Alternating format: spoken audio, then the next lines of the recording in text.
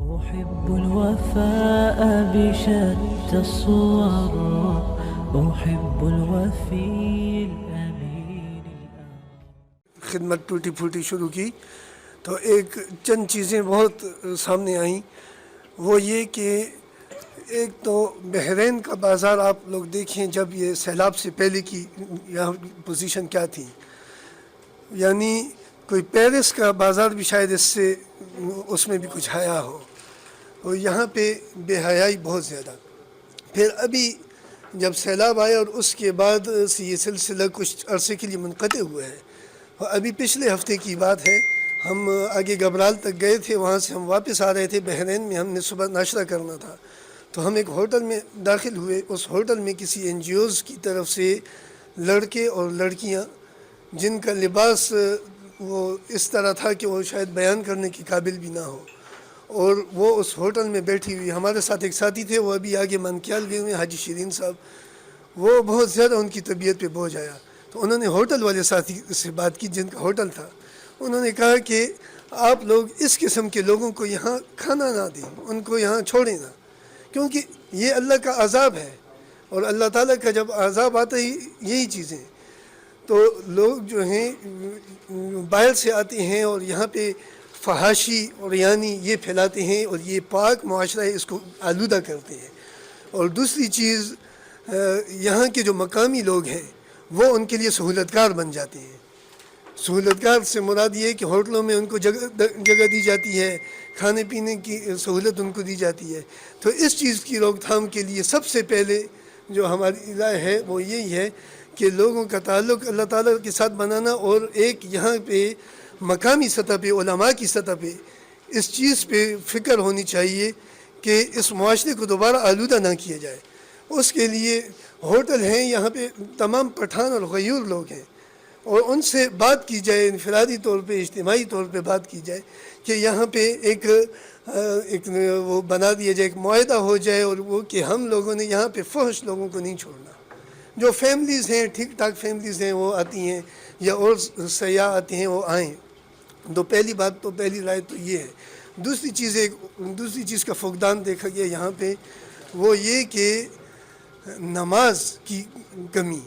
ہم لوگوں نے وقت گزارا اوپر، ایسے کلام میں ایک جگہ پہ ہم تھے جہاں پہ اس جگہ کی جو مسجد تھی اس کے ساتھ جو محلہ اور جو علاقے لگتے تھے وہاں پہ علماء بھی رہ رہے تھے اور تبلیغ والے حضرات بھی رہ رہے تھے، لیکن 2 نمازیں ہماری فجر کی وہاں آئی ہیں، تو دونوں نمازوں میں جماعت بھی ہمارے ساتھی نے کرائی ہے، اور ایک نماز میں 3 ساتھی تھے یا 4 ساتھی تھے، جس میں سے 2-3 تو ہمارے تھے، ایک کوئی محلے کا تھا۔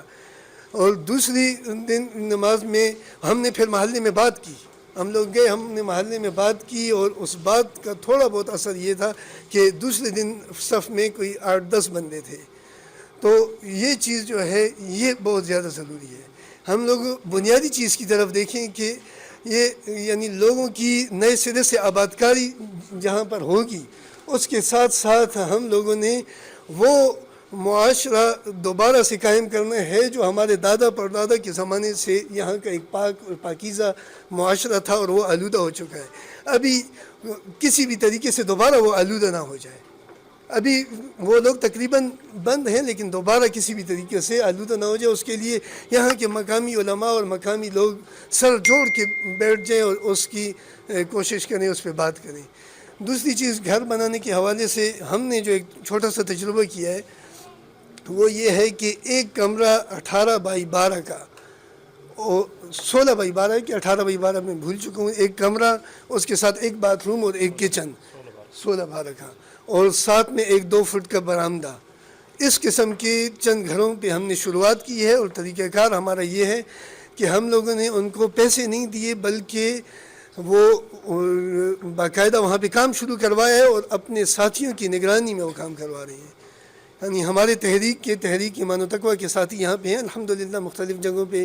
تو ہم نے اگر گبرال میں کسی گھر پہ کام شروع کیا ہے، یا بحرین میں یا کالام میں، تو اس کی نگرانی اپنے ساتھیوں کو دی ہے کہ آپ لوگوں نے نگرانی کرنی ہے۔ آج بھی ہم گئے ہیں، وہ بحرین میں ایک جگہ ہم نے گھر شروع کیے ہوئے، تو اس جگہ پہ ہم گئے ہیں، باقاعدہ ہم نے مستری کو اگر ٹھیکہ دیا ہے، یا بعض جگہ پہ اچھا آپ اس طرح بھی کر سکتے ہیں کہ ہمارے پاس وسائل محدود ہیں، تو ہم کبھی اس طرح کرتے ہیں کہ دوسرے لوگوں سے کام لیتے ہیں. ابھی گبرال کی جو مرکزی جامع مسجد ہے وہاں کے مولانا صاحب احمد قوی صاحب، ان کا گھر سیلاب میں بہ چکا تھا. تو وہاں پہ ہم نے ان کے ساتھ جو تعاون کیا وہ بہت کم تھا، لیکن ہمارے ساتھیوں کے ذہن میں اللہ تعالیٰ نے بات ڈالی. ہم نے وہ محلے والوں سے درخواست کی کہ مولانا صاحب کے لیے کہ زمین کا بندوبست. تو ایک ساتھی تیار ہو گیا، اس نے اسی وقت ان کو زمین دے دی. اور پھر ہم نے مختصر سا تعاون کیا اور وہاں پہ لوگوں کو لگا دیا کہ اس پہ آپ نے کام کرنا ہے. اور پھر محلے والوں کو ترغیب دی کہ ابھی مزید اس گھر کو آپ لوگوں نے مکمل کرنا ہے. ہم نے تو ایک کمرہ اور ایک باتھ روم اور ایک کچن کا وہ کیا، تعاون کیا ہے، لیکن اس پیسوں میں آپ لوگ اس کے گھر کو مکمل کر دیں. تو چونکہ ہم تو ایک تحریک ہے، ہماری تحریک کی مدد کرو، تو تحریک میں ساتھیوں سے اکثر بات کرتا ہوں کہ جو تحریک ہوتی ہے وہ دوسروں سے کام لیتی ہے. صرف خود بس کسی کو ایک کام پہ لگا دیا اور پھر آگے لوگ پھر وہ کام کرتے ہیں.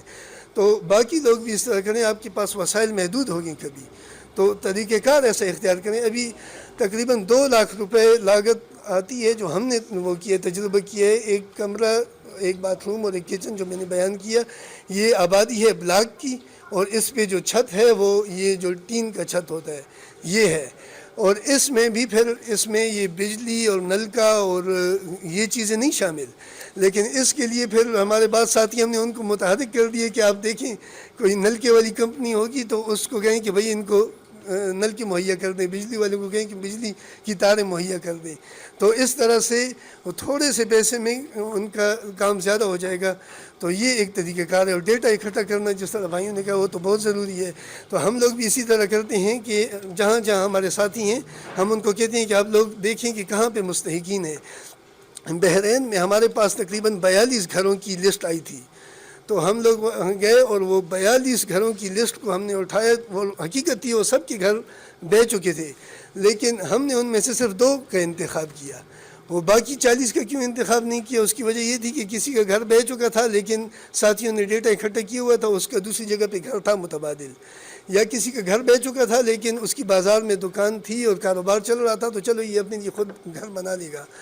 اور یا پھر کسی کا گھر بہ چکا تھا لیکن اس کا بیٹا کسی بڑے بینک میں ملازم تھا یا قطر میں تھا. تو یہ ساری چیزیں جب سامنے آئیں تو 42 میں سے صرف 2 گھروں کا انتخاب کیا. ایک گھر پہ کام شروع اور ایک پہ آج کل میں شروع ہو جائے گا.